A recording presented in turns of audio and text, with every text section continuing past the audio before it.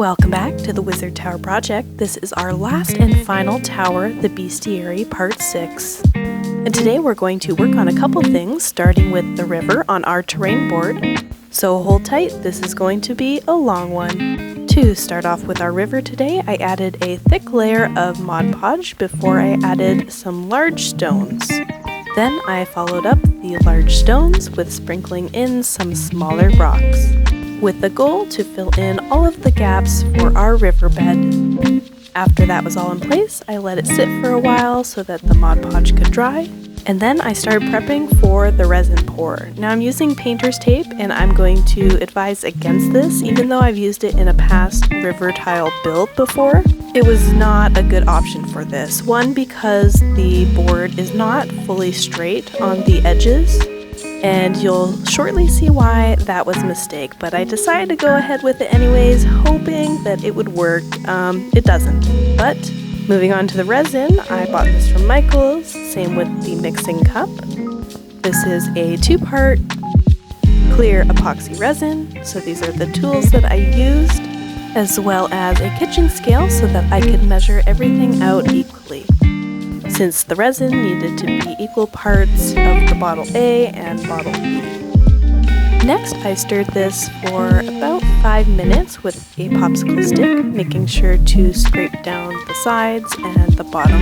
Now you're supposed to mix this slow, and I did, but it will still sometimes end up with bubbles, and that's okay because when we pour it, it will all rest. So now we're ready to pour, and I thought that I was putting in just a little, but I definitely overflowed this river. This was the second mistake that I made. And finally, I'm just using a straw to blow on the resin to pop any extra bubbles. This is where I left it. It looked good, and then I came back an hour later to this. A leak. So definitely learn from my lesson. Don't use painter's tape, use like electrical tape or something else. It just, yeah, not good. But this was my repair, just more tape, and I came back an hour later and this is what it looked like. No more leaks, so we're all good. Now we must let the river sit and cure for about 12 hours, so we're moving on to the inside of the tower. This was a test that I did on one of my recent lives.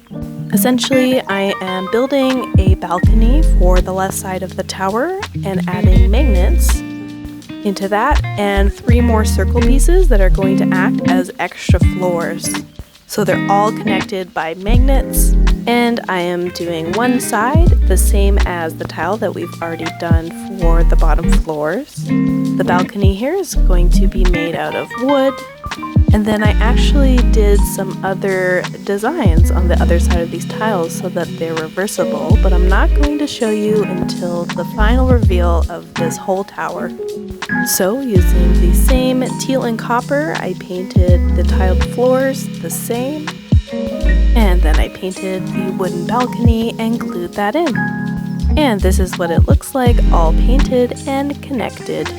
Now, these don't hold up very well on their own, so I do plan on making little pillars that I can put underneath the floors to support it.